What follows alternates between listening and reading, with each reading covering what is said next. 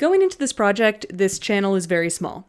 I'm a TikToker, trying to dip my toes very gradually into long-form content. And I chose to do that starting with the topic that most of my following from TikTok is unfamiliar with. So for this first week, I want to keep my videos a little more general, a little more beginner-friendly, and save my hottest takes for the end of the month when we've all gotten to know each other a little better. So here's why you specifically, are wrong about Dragon Age 2.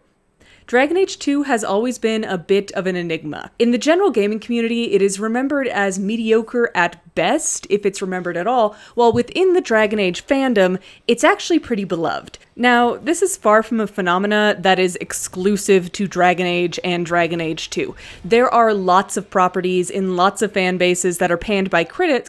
Oh, god damn it, I didn't mute my computer, fuck. There are lots of properties that have some piece of media, some book, some movie, some show that is panned by critics but loved by fans. Unless you're the Star Wars fandom, in which case you have not known happiness since 1983. People who don't like this game will tell you that the repetitive gameplay and environments make it an objectively bad video game, while people who do like this game will tell you that the companions and themes make it an objectively good story. I'm not here to tell you where I stand on that particular debate.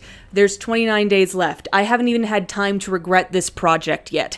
We will get there. I am here to tell you the one thing Dragon Age 2 objectively is. Objectively, Dragon Age 2 is a miracle. The story of Dragon Age 2's development is almost the exact opposite of Veilguard. Mark Dara, a BioWare legend, has a great video on his channel if you want a first-hand account, full-on deep dive into the history of the game. I will summarize it for you. BioWare was supposed to ship a new Star Wars Knights of the Old Republic. Didn't. Pissed off EA, so EA said, make us a new game, you have 15 months.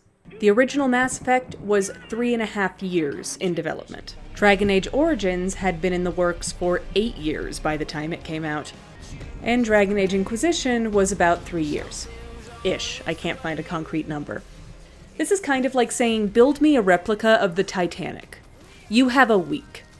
Dragon Age 2 is the favorite of BioWare's former lead writer, David Gator. I've been saying Gator for the past 10 years, but I listened to Mark Dara's video and he says Gator, and he is the guy that worked with him and spoke to him with his mouth for 10 years, so I'm likely to believe him.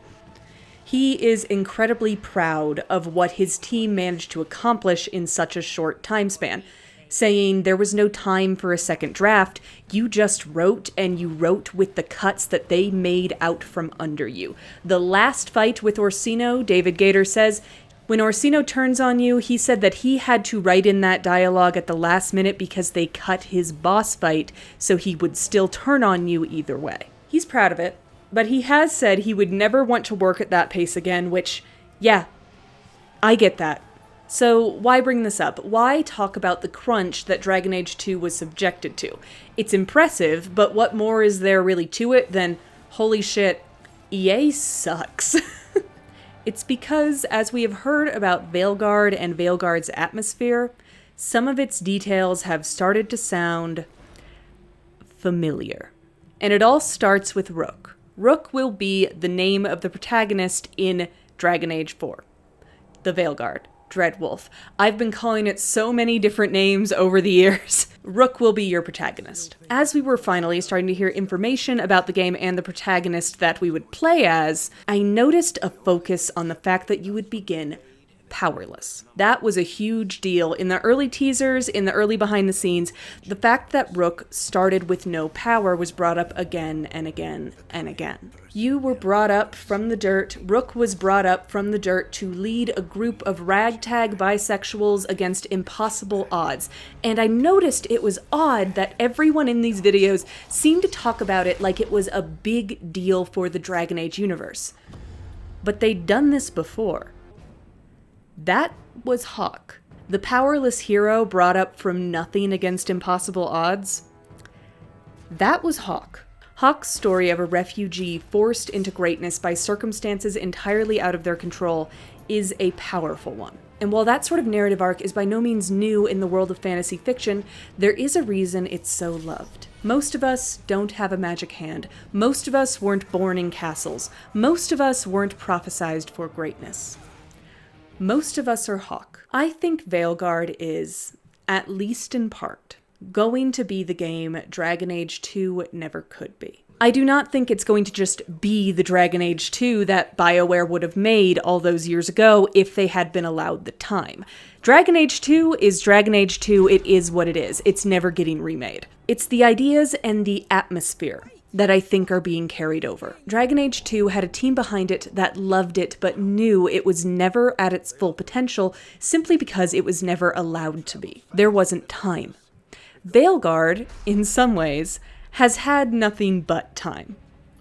I know that's not exactly how development hell works. It hasn't necessarily been worked on constantly for the past 10 years. Just let me have this. And while David Gator and Mark Duras are gone, there are still people at BioWare who worked on Dragon Age 2 who saw it and loved it. And they remember what Dragon Age 2 could have been and what had to be sacrificed for it. I said I wouldn't tell you here, but you've probably devised it by now. I love Dragon Age 2. I love Hawk's story, I love the companions, but I know it's not what it could have been. It's an admitted first draft, a masterclass on both what you can achieve and what you can lose when you force your developers to work within a tiny, tiny window. And if Veilguard is in any way meant to bring the spirit of the Dragon Age 2 that they never got to make to the foreground, I am very excited. I will see you tomorrow.